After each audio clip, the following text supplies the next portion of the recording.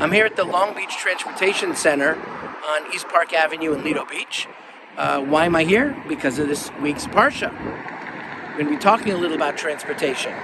After Yosef reveals to his brothers that he is not Tzafnas Paneach, the viceroy of Egypt, alone, but he is also their brother Yosef, a whole scheme is developed to transport the Bnei Yisrael, all the children of Israel, down to Egypt, which would become their exile for 210 years.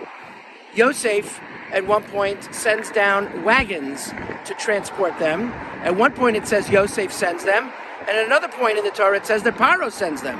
So, the more homiletic version says that these were not just agalot, wagons, but they were meant to reference the word egel, which means calf.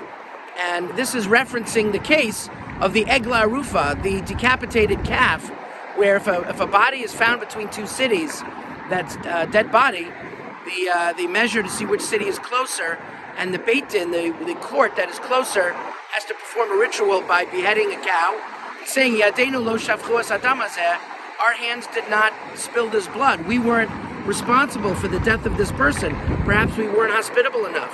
Perhaps we didn't offer them to stay with us or to offer them food.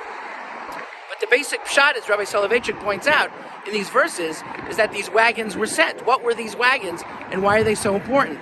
So one opinion is that they were not just wagons, they were the special transportation wagons of the king of Egypt. Perhaps they even had avodah zarah on them, and they had some kind of idolatrous symbols on them, and that's maybe why Yosef needed the permission of the king. Nonetheless, they were sent. So imagine you're Yaakov, you're just hearing that your son is alive. You thought that he was dead all these years. And then you look outside and you see Air Force One, or Air Force Two. You see the president's transportation with his insignia on it. The whole world knew that this was the wagon of the king. So this was pretty impressive, first-class transportation down to Egypt. But Soloveitchik also says that these wagons were not just for transportation, they were also weapons. We know that when the Egyptians pursued the Jews 210 years later, when they were leaving Egypt right at the Red Sea, and they drowned in the Red Sea, that there were wagons in addition to horses, in addition to soldiers.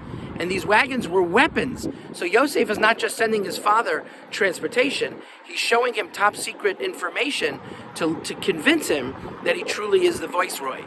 Yosef was telling his father, in both a physical way and a spiritual way, I am not only Yosef that you sent out to see my brothers 22 years previously, I'm not just now the viceroy, but I'm still your son, I'm still loyal to Torah, and I am going to provide for you both physically and spiritually on your sojourn in Egypt during the difficult gullahs. I hope everybody has a beautiful Shabbos.